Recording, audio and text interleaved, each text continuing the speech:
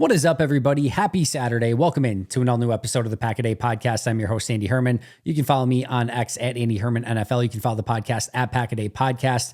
We have a lot to go over today, a lot of news and notes from Friday. And of course, as you probably clicked on the title for, we are going to be going over the top remaining free agents that the Packers still could explore in free agency. So that should be a ton of fun as well. But let's start off right away by thanking our brand new Pack a Day Podcast YouTube members, Nancy Matz, Jeff Keys, Will Carroll, Ken G, Jay Perkins, and Procrastination is Evil, excuse me.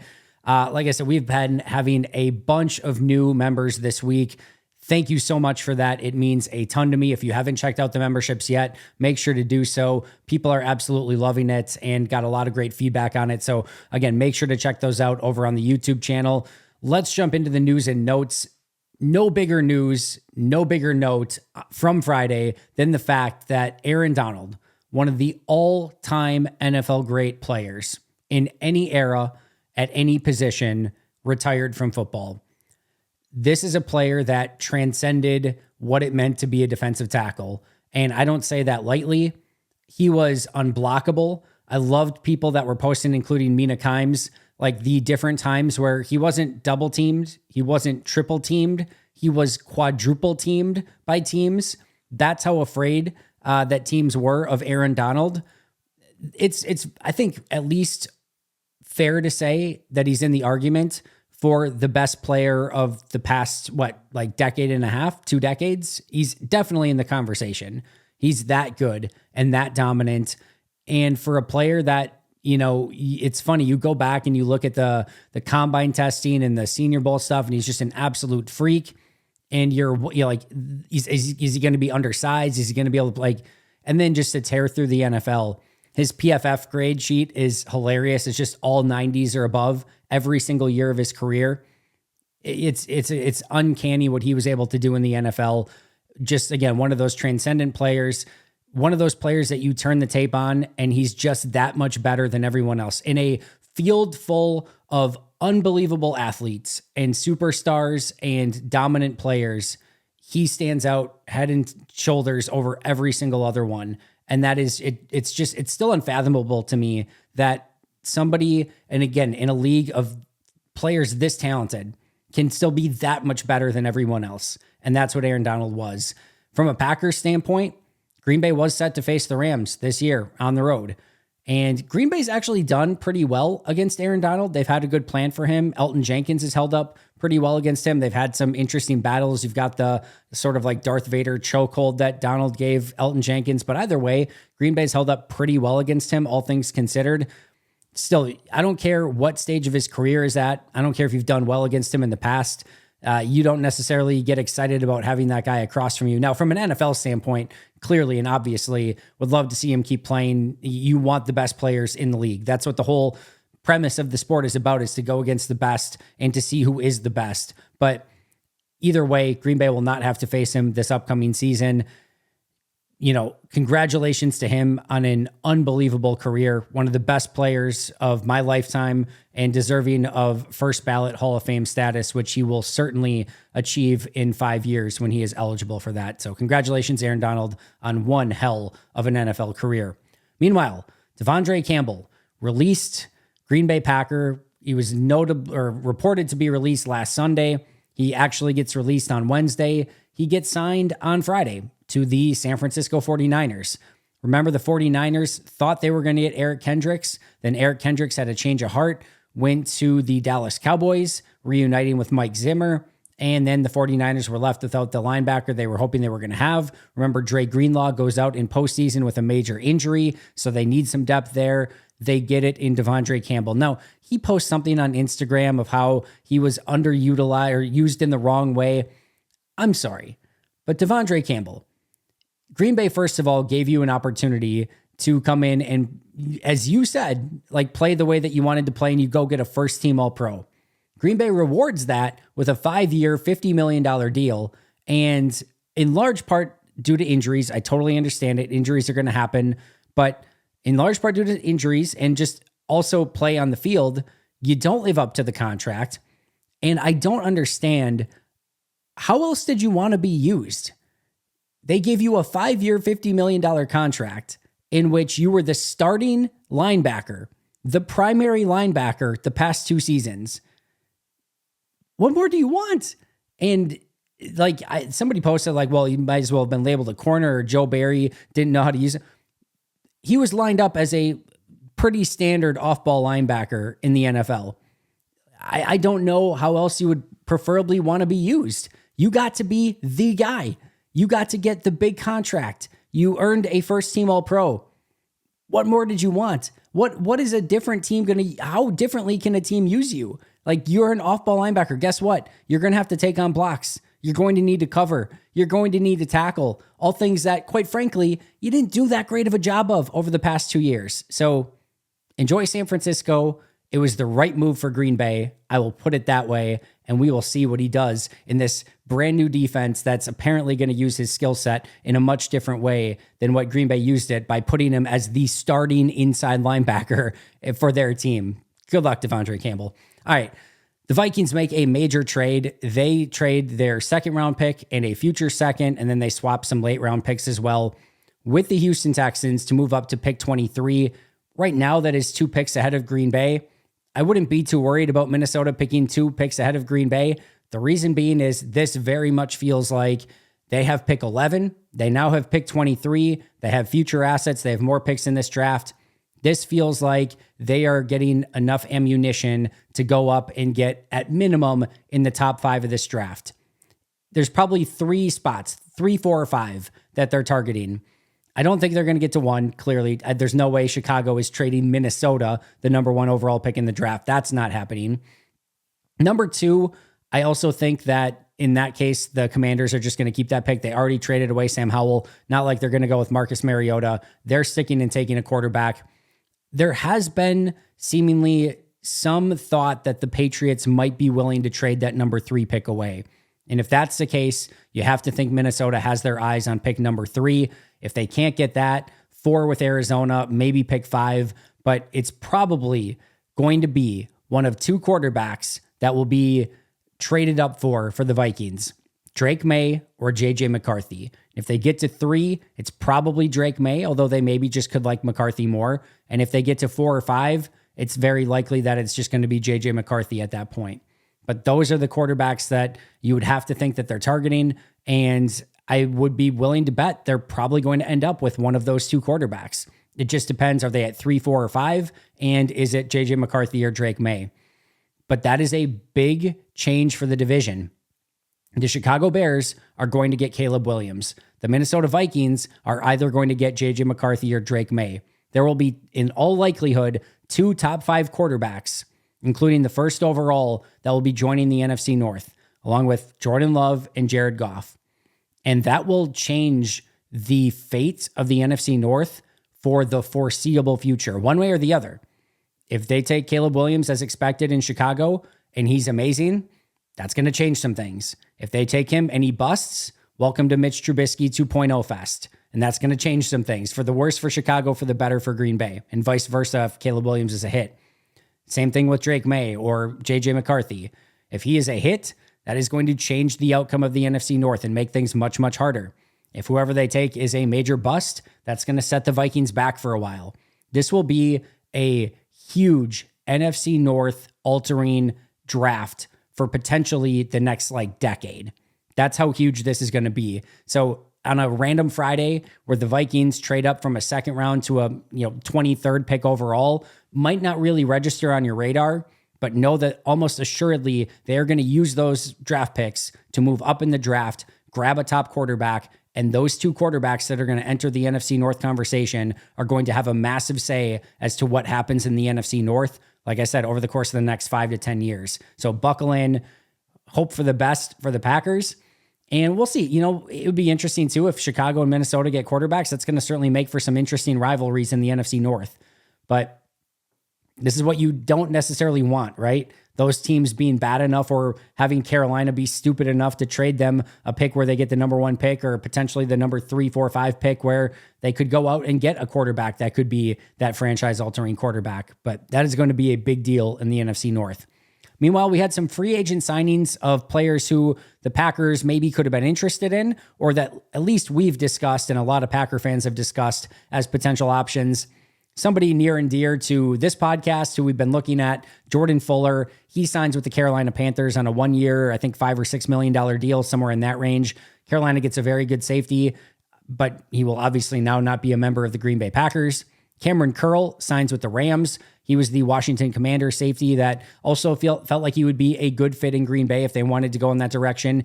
He was one that really once, Xavier McKinney signed, it probably was never going to happen because he was probably going to get too much, but he ended up with a fairly reasonable deal.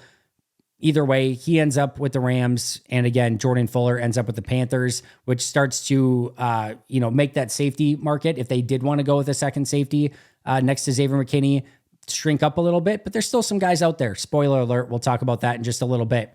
Another off-ball linebacker also off the market. Cody Barton, not a big name linebacker, but that's the point where we're at with these linebackers in free agency. Even the Cody Bartons of the world, who I think was like a 1 year, $3 million deal, he's off the board. And this off-ball linebacker group is getting smaller and smaller and smaller in free agency, and there just are very few players left. We're going to talk about a couple that are still out there that could make sense for Green Bay, who might be a fit, who might not be. And then Green Bay clearly going to be targeting off-ball linebackers in the draft in some capacity as well. But that is a position that is pretty much cleared out, and you're at the bargain bin right now at linebackers. And Green Bay's been good at bargain bin shopping, and hopefully they can find another guy like DeAndre Campbell when he did have his all-pro season on a 1 year, $2 million deal before apparently Green Bay used him the wrong way. All right, enough about that now, but you get my point. Green Bay's going to have to probably find a diamond in the rough at that off-ball linebacker position if they do want to shop at that position overall. Tyron Smith, the Cowboys left tackle for forever, signed with the New York Jets. Not going to spend a ton of time on this, but the only interesting aspect of this is that fills their left tackle position. For those who thought no-brainer, David Bakhtiari would end up with Aaron Rodgers being his left tackle, apparently that's not going to be the case. And there always was some question, one of like, when is Bakhtiari even going to be healthy? Could the Jets even count on him? Would he want to play on that turf in New York, which Bakhtiari has been outspoken about?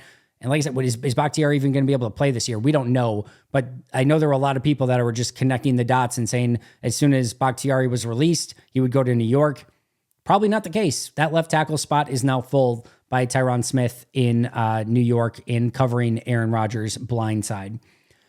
Meanwhile, big news. We have new jersey numbers for multiple Green Bay Packers. Josh Jacobs will be wearing number 8, taking that from Sean Clifford. I'm sure Sean Clifford got a pretty penny for giving up that jersey number, but Josh Jacobs will take on that number 8 jersey. Remember, 28 was not available because A.J. Dillon is back in Green Bay. Xavier McKinney takes number 29. I kind of like the 29, the old Casey Hayward number. Cool with that, and that should be a really great fit for him. I'm not a big numbers guy. I really don't care all that much, to be honest, but I know a lot of people are really into it. The only number I ever cared about, and kind of the moment that I knew maybe Darnell Savage wasn't going to work out in Green Bay, is when he originally had the opportunity to go number 21 and be 21 Savage, and then he didn't, and he went with 26. I'm like, man, that's not a great first step, buddy. And he tried to go back to 21, but he already had picked 26 and they already started printing jerseys. So he's going to have to pay a ton of money to go to 21. It didn't work out for a variety of reasons. Darnell Savage now a Jacksonville Jaguar. I haven't seen if he got 21 in Jacksonville. I don't know off the top of my head if there's anyone that I can think of that wears 21. I'm hoping there's not somebody like super obvious that does. But maybe he gets 21 Savage in Jacksonville, would change the entire outcome of his career. But not a huge numbers guy. Josh Jacobs, number 8, Xavier McKinney, 29. Sean Clifford goes from number 8 to number 6. And then the one that you were all worried about, can you name who number 29 was before Xavier McKinney took their number? If you had Zion Gilbert, you are correct. Zion Gilbert will go from number 29 to number 30. If you're Zion Gilbert, I wouldn't get too attached to that number either. If they draft somebody early in the draft at a position that could be number 30, he might lose that one as well. You quite never know. But Josh Jacobs, number 8, Xavier McKinney, 29. Clifford goes to number 6, and Zion Gilbert goes to number 30. Now let's talk about free agents and who Green Bay still could sign on the open market. The first thing I'll say is Green Bay still has tons of money to spend. And let me clear that up right away. When I say tons of money, they have plenty of money to go out and sign almost anyone that they want to in free agency. they still have that type of money available. In fact, Ken Ingalls brought up a funny point or interesting point of if Green Bay knew the salary cap was going to go up as much as it did, would they have still done the restructure of Rashawn Gary? Because as Ken points out, rightfully so, if the way that they have money set up right now, they'll be able to do the Jordan Love contract and have money for the season and still maybe sign a free agent and probably wouldn't have even needed that Rashawn Gary restructure. And remember, they did the restructure before it was announced how much money would be available. It's not a terrible thing either way. Like, you can carry the money over into next year. So it ends up being just rounding, if anything else, but it's going to be just fine. But the long story short here is if they want to go out and sign a player, they can do so. They have the funds to be able to do it. I still think Green Bay is going to go more bargain shopping at this point. I wouldn't expect anyone huge. So players not on this list. Mike Williams, the wide receiver that just was released by the Chargers. Yeah, he's a really fun player, but he's going to cost something, has had injury issues, and is not anywhere near a position of need. Connor Williams, the offensive lineman from Miami, really sort of resurrected his career going from Dallas to Miami, going to that center position and playing great. Would he be a really great signing? Yes. Do I think Green Bay is going to give him the contract that he needs to come to Green Bay, be the starting center, and then kind of leave Josh Myers to maybe compete at like a right guard, or maybe having Connor Williams go to right guard? Like, I just don't see that happening either. You've got Chase Young and Jadeveon Clowney. Would they be really fun fits with Rashawn Gary, Preston Smith, and LVN? Yes.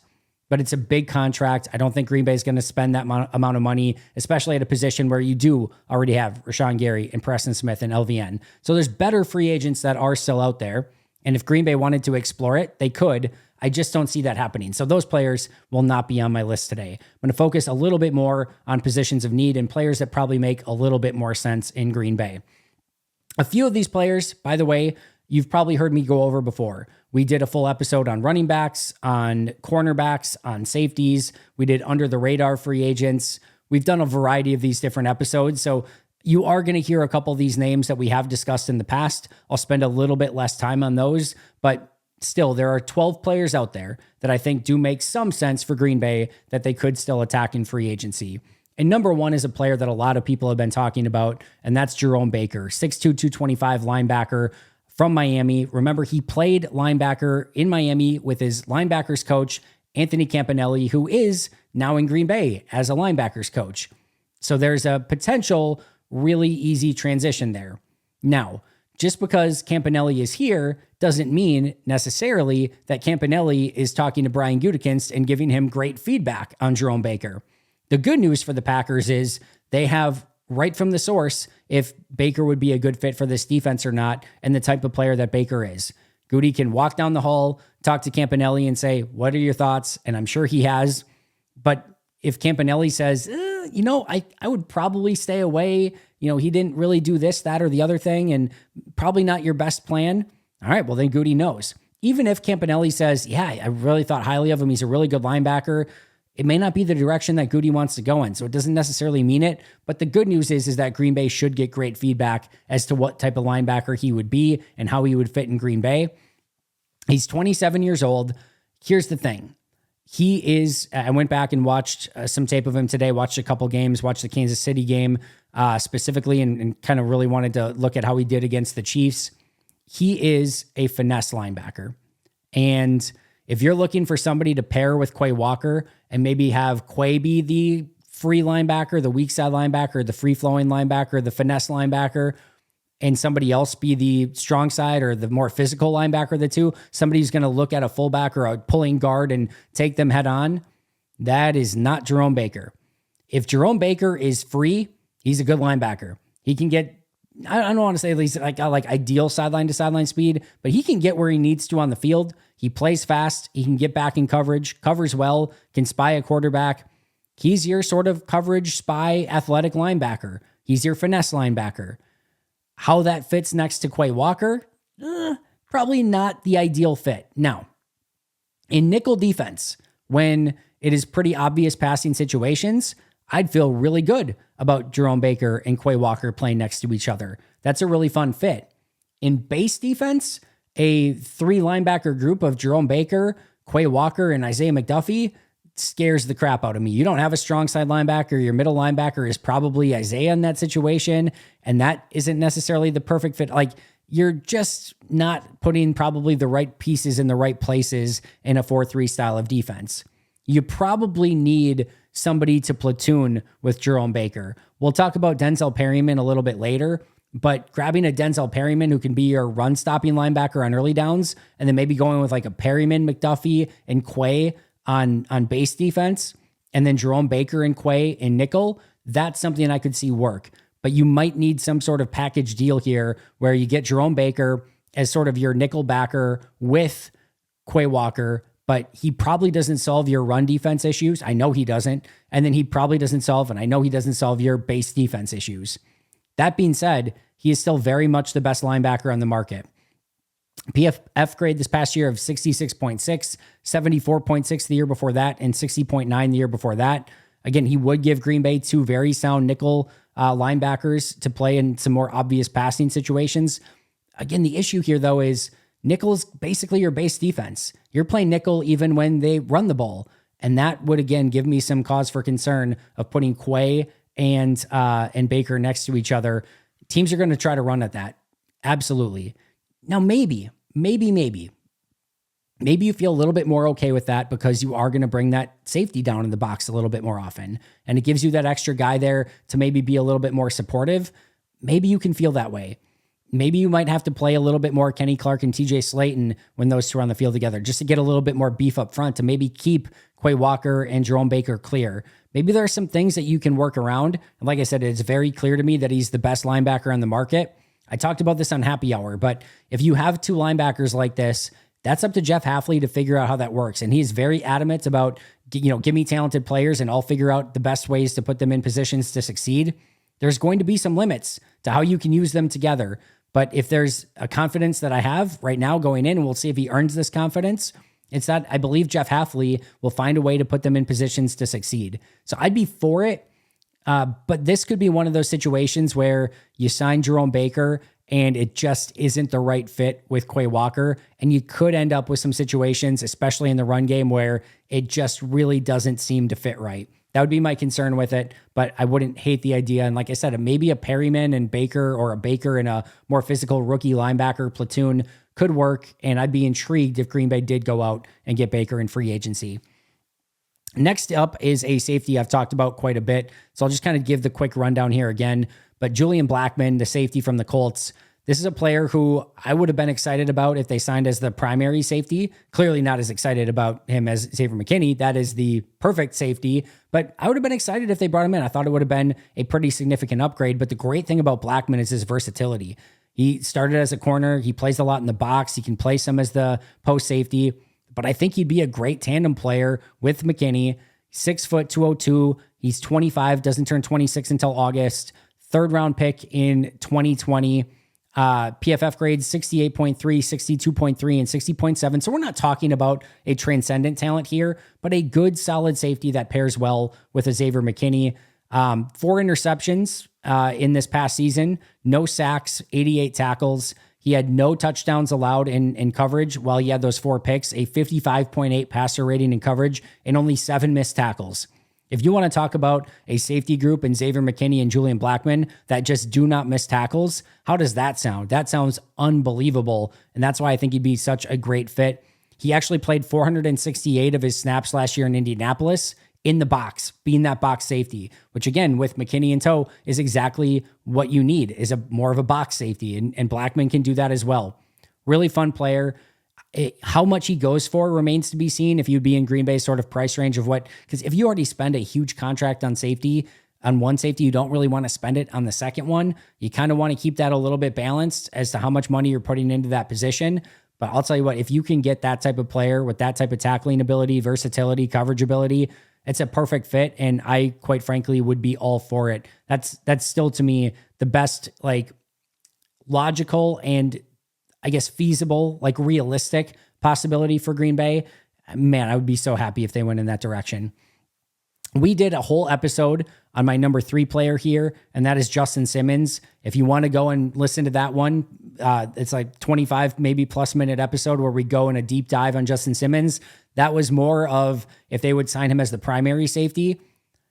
I don't think this is probably in play here. I don't think, again, that Simmons is going to take some real discounted contract to play in Green Bay, which is probably what he would need to do if Green Bay was going to pair him with McKinney. Because like I said, you don't want to put too much money in one position. But one of the big takeaways I had when watching Simmons was, one, as a post safety, I didn't think he quite had the juice anymore. But two, I thought if you did play him as a box safety, it might be the perfect place to put him in his career. And I think some of that natural playmaking would really come out of him. And you have to remember, this is a safety in Justin Simmons who has never been to the playoffs, never had that opportunity. Been this all-time, not all-time great player, but he's been one of the really great safeties of the past, 5-6 years? And he's never had that opportunity.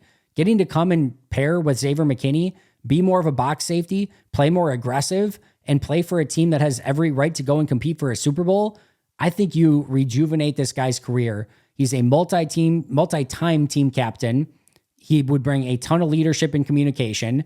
He's been a 3-time nominee for the Walter Payton Man of the Year award, and he's played for 6 coaches in 8 seasons. He's never been in a stable position. Get him to Green Bay with a young contending team in a position that fits him super well at this stage of his career. I don't think it happens. I don't think Green Bay puts the money out there to go get him, but man, do I think it would be a ton of fun and such a huge ad for the defense. Just like Julian Blackman, sign me up. And even if you're paying a little bit more for your safety position, I'm cool with having the best safety tandem in all of football. That's not a bad thing. I'm totally fine with that. So go get one of those guys and just make it happen.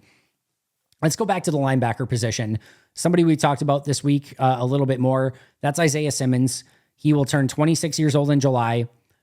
He was a former number 8 overall pick in 2020. He was a safety linebacker hybrid coming out of college, spent some time at safety in Arizona, eventually moved to linebacker, played linebacker last year for New York, only played 378 snaps. He's more of like a sub linebacker. This would be very eerily reminiscent of the DAndre Campbell signing when they gave him the 1-year, $2 million deal. Campbell was a really athletic linebacker that never really found his home. That was a journeyman, Atlanta and Arizona at that point, whereas Simmons is Arizona and New York. They have great movement skills. They're not going to get anything on the open market, and they're looking for a place where they can fit and try to really sort of revitalize their career.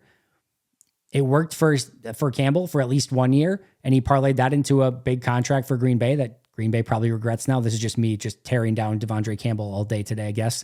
But Isaiah Simmons, maybe he gets that chance in Green Bay. This is another player, though, who's more of a finesse player. He probably fits in some nickel situations with Quay Walker.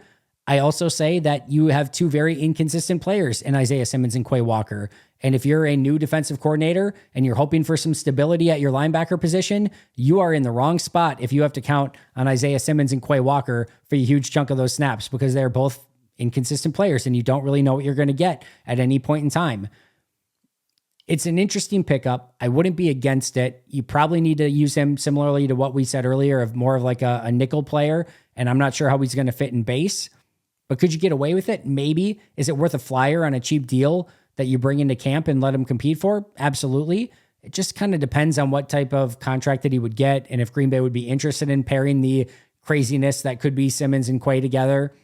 But there's, again, just not much left on the market at off-ball linebacker, and Simmons is one of the best ones, for better or worse. Probably for worse, but you never know. Denzel Perryman. This is the exact opposite of the linebackers that we've talked about so far. He is 31 years old, played in Houston last year. He's only 5'11", but he's 240 pounds. He is a run defender only. You do not want him on the field on passing downs. And I know he's fought back on that. This was his run defense grades by PFF the past 4 years. And by the way, you go watch the tape and it backs this up in a major way. 77.9 grade in run defense, 80.5, 70.9, 86.3. Those are his run defense grades over the last 4 years. His pass defense grade last year, a 38.4. He allowed a passer rating of 124.2. This is a platoon early down linebacker only. If you want to go and get one of these athletic linebackers like an Isaiah Simmons or a Jerome Baker and pair them next to Quay and make them your pass down duo, great. But you probably need someone like Denzel Perryman who can be in on early downs and can help really be a primary run defender. They don't have that at linebacker. Not McDuffie, not Quay, not any of the linebackers that we've named so far. You go and get a Denzel Perryman, and you can put him on the field, and he can be a good run defender. The issue, of course, is that teams are going to know this. And if you have Denzel Perryman on the field on early downs, what are teams going to do? Especially good teams like a San Francisco. They're going to spread you out, and they're going to get Denzel Perryman matched up on maybe a George Kittle, maybe a Christian McCaffrey, maybe even a Kyle Juszczyk, who is probably still going to beat Denzel Perryman pretty easily. And certainly hope that it's not a Deebo Samuel or a Brandon Ayuk, but they're going to get him matched up in a disadvantageous matchup, and then you have to sort of hold your breath and pray. That's going to be the issue. And this is where you get to the point of free agency at off-ball linebacker where there's no perfect option. Green Bay could maybe find somebody in the draft that just comes in and steps up big, but more often than not, rookie linebackers take time to develop. There is, as I just said a couple seconds ago, there's no perfect situation here. Maybe they end up with another, DAndre Campbell all-pro season from some random linebacker. That'd be great. That'd be perfect. I would love that. Sign me up for it. But when you get to this point of free agency, you're going to have to compromise. You're going to have to sacrifice something. You go get a Denzel Perryman, you better not hope he's in coverage. You get a Jerome Baker next to Quay Walker or an Isaiah Simmons next to Quay Walker, you better not hope that they're constantly running the ball right down the middle of the field on Green Bay because those guys are not going to hold up enough. And if it's a rookie, again, you're going to end up with a level of volatility from a rookie linebacker, pair that with Quay Walker, and again, hold your breath a little bit. So there's no perfect option here, but maybe platooning, again, someone like a Jerome Baker with a Denzel Perryman, that could work. And Isaiah Simmons with a Denzel Perryman, that maybe could work. But again, there's no perfect option here. Next up is Josh Jones. I've talked about him a little bit as well. 6'5", 310, offensive lineman. Only turns 27 in June, was a third-round pick in 2020. The PFF grade last year, 49.6. The year before that, 75.8. The year before that, 46.8. Super inconsistent as well. What you get here, though, is somebody who's legitimately played games in the NFL at left tackle, left guard, and right tackle. And maybe he gets to a spot where Green Bay can work with him and maybe try to keep him at one more spot. But really, the reason you're probably picking him up is because you want him as one of the top backups on your team who can go in at left tackle, right tackle. And we know that Green Bay loves to cross-train players. So the fact that he already has that versatility, now it's like, can you just get him to master his craft a little bit more? And he was one of those players that coming in to the NFL, you knew was going to take a little time to develop. And he's had an okay season a year ago in 2022, didn't play great in 2023. This would be a cheap flyer, probably 1 year, $2.5 million sort of deal. I think Sadiq Charles just got a similar deal in Tennessee, and you're probably looking at a very similar type of player at this point. But that's what you're looking at. Not a beautiful option, not a great option, but somebody with some upside, somebody with some versatility, and maybe a little bit of a reclamation project here as well. Next on the list, you might be thinking, if you're going to do Josh Jones, why not just bring back Yosh Nijman? All right, let's talk about Yosh Nijman. The difference between Jones and Nijman is, one, Nijman's a little bit better. Two, Jones can play guard and tackle. Nijman is just tackle, but he does have the ability to play left tackle and right tackle. And we do know that Jenkins and Zach Tom do have some versatility to move around a little bit. So it does still give you a player that started legitimate games, has had some high pressure moments against some big time defensive ends, and has held up okay. Those of you who know me well enough and have been here long enough know I'm not a big Yosh Nijman guy. I don't think he was ever in the conversation for me as a legitimate starting offensive tackle. I thought he was a good swing guy at times, I guess like an average swing guy, but you still need guys like that. And listen, there's no two ways around it. He would clearly, obviously be the best backup on the team on the offensive line right now. He's better than Royce Newman, better than Luke Tenuta, better than Caleb Jones. And maybe Caleb Jones or Luke Tenuta have advanced to a point that we just don't know about at this point, but you're probably taking the experience with Yosh over the guys that haven't played. That's an upgrade to what they have right now in the depth in their offensive line. If you want to bring him back, I would certainly understand it. Price point would be very important here, but he's definitely on the list of free agents that Green Bay very much still could consider. Obviously, I didn't put Eric Wilson on this list either, but he probably should be. Special teams ace, linebacker depth. That's another player that, again, I didn't necessarily have on this list, but Green Bay very much could look to bring him back as well. All right, we've got a handful of players left. I'm going to kind of run through these a little bit quicker here towards the end. Andrews Pete, 6'7", 316-pound offensive lineman, was the 13th overall pick in 2015. Has spent his entire career in New Orleans. He's 30 years old, will be 31 in November. Here's the big thing. He had a 60.2 grade from PFF last year on 809 snaps, and he played left tackle and left guard for the Saints basically for his entire career. He's got a couple snaps here and there earlier in his career at right guard and right tackle, but he's almost predominantly been on the left side. But he does give you versatility. He gives you a ton of starting experience. And this is one of those guys where he probably transitions at this point of his career to being one of those top backups, a swing guy on your line. And I like the fact that he can come in and give you probably some pretty solid starting snaps at left guard and left tackle. And once again here, if you all of a sudden, if he's your top guy off your bench, right? And you need somebody to go in at a different spot, you could theoretically put him in at left guard and have Elton Jenkins fill in center, right guard, or right tackle if you really needed him to. There's some different options that you would have. Or if it's Zach Tom, you could just try Andrews Pete at right tackle. If it's John Runyon Jr., if it's Sean Ryan, still going to think of Runyon for a while here, but if it's Sean Ryan, you could put Pete at right guard and try him there as well. He has played there. He's not going to be a center, but again, you can put Elton Jenkins at center if you need to. You could put Zach Tom at center if you needed to. So this is going to be a player who gives you some depth and versatility. He can play a variety of positions, going to be your number 6 offensive lineman, and love the fact that, again, he's started some high quality games in his career in New Orleans and is probably now at that point where probably can't hold up for a whole season as a starter, but as a number 6 guy, top guy off the bench, could make a lot of sense. The next guy is probably going to price himself out of Green Bay, and I don't think they're going to want to spend a ton of money on a potential starting guard, but if his price comes down, Dalton Ryner, who was with the Vikings last year, remember they signed him a little bit after the season started, 6'5", 312, only turns 29 in July, was a second-round pick in 2019.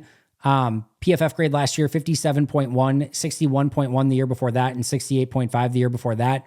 97.3 career pass protection efficiency, gave up 0 sacks a season ago, has primarily played left guard, but coming out of college, the thought was that he would have a great deal of versatility. I think he probably competes with Sean Ryan at right guard right away. If not, he's the top guy off your bench. Once again, that might price him out of Green Bay because he probably gets a starter job somewhere. But if his contract continues to come down, I'd be all for bringing in that competition at right guard and then, having him be that depth piece in that number 6 offensive lineman. Next up is Zach Cunningham, the linebacker for the Eagles, 6'3", 230, second-round pick in 2017, 29 years old, played 787 snaps at linebacker for Philly last year for a defense that, let's just be real, kind of fell apart, especially in the second half of the year. This would be a 1-year mercenary type role where you bring him in and you're trying to probably bring in some draft picks who can hopefully take his spot. I think he'd be an okay player next to Quay. He has a pretty good blend of run stopping and pass pass coverage. He's just not great at either. He's just fine. He's the classic player that he plays some snaps for you and you're just always hoping that somebody else can take his spot. It's not brutal. You're not like completely dreading it, but you're really just hoping somebody can take over and be better.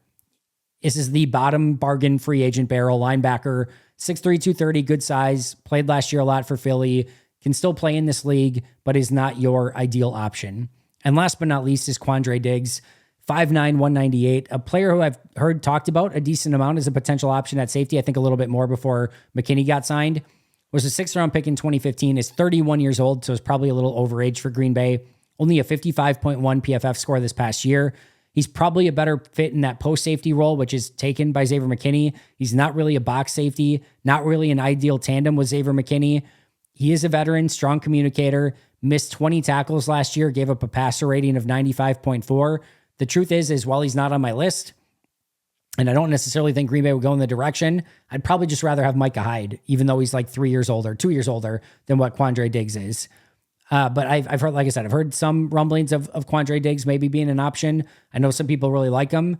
I would probably go Micah Hyde, and maybe you could put him on this list as well. I just think they're probably not going to go for those older safeties. Tashawn Gibson could be another one on that list. But those are probably the guys that you're looking at. It's not the sexiest list in the world. If you're looking for this really big free agent signing, I still think Jerome Baker could have some, usefulness in Green Bay. Julian Blackman, I would love. I don't see it happening, but Justin Simmons would be a fun fit next to Xavier McKinney. I do like potential Denzel Perryman as a rundown linebacker. I do kind of like the idea of Andrews Pete as well.